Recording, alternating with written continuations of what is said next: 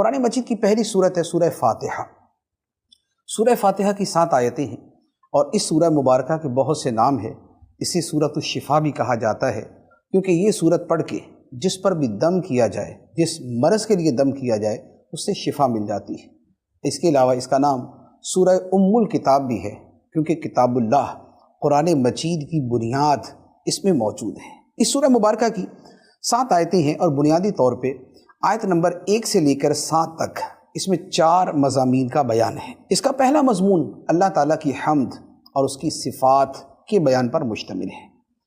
دوسرا بیان صرف اللہ عز و جل کی عبادت کی جائے اور صرف اسی سے حقیقی طور پہ مدد مانگی جائے۔ اس کا تیسرا مضمون صراط مستقیم پر چلنے کی دعا ہے اور چوتھا مضمون ہے وہ صراط مستقیم، وہ سیدھا راستہ ہوتا کیا ہے۔